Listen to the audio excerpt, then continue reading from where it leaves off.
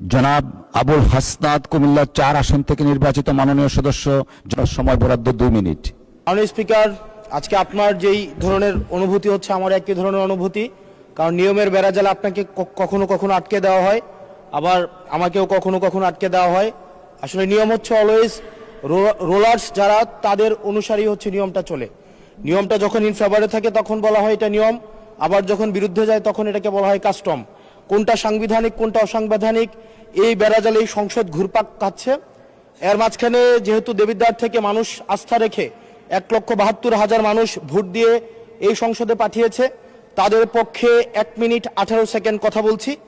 আমার দেবিদ্বার থেকে চান্দিনার একটা রাস্তা আছে, যে রাস্তা দিয়ে 2 লক্ষ মানুষের যাতায়াত। মাননীয় স্পিকার, 2 লক্ষ মানুষের যাতায়াত হলেও এই রাস্তাটা মাত্র 12 ফিট, অর্থাৎ 2টা সিএনজি একসাথে 2টা ক্রস করতে পারে না। আমাদের ওখানে 11টা ইউনিয়নের মধ্য দিয়ে রাস্তাটা গিয়েছে। এই রাস্তাটাকে যদি আমরা প্রসারিত করতে পারি তাহলে ওই ইউনিয়নগুলোতে আমরা শিল্প এবং বিভিন্ন ধরনের আমরা হচ্ছে কোল্ড স্টোরেজ, আমরা কর্মসংস্থানের ব্যবস্থা করতে পারবো, যেহেতু ওই রাস্তাটা হচ্ছে ঢাকা চিটাগং হাইওয়ের একটা রাস্তা।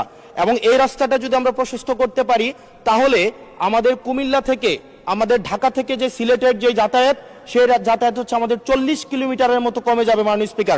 মাননীয় স্পিকার, সার্বিক দিক বিবেচনায় কর্মসংস্থান বৃদ্ধি এবং যোগাযোগ হচ্ছে আমাদের 40 কিলোমিটার কমানোর জন্য আমাদের কুমিল্লা, আমাদের দেবিদ্বার থেকে চান্দিনার যে রাস্তাটা আছে সেটা 12 ফিট আছে, এটাকে প্রশস্ত করে এটাকে হাইওয়ে করার জন্য মাননীয় স্পিকার আপনার মাধ্যমে সংশ্লিষ্ট মন্ত্রণালয়কে অনুরোধ জানাচ্ছি।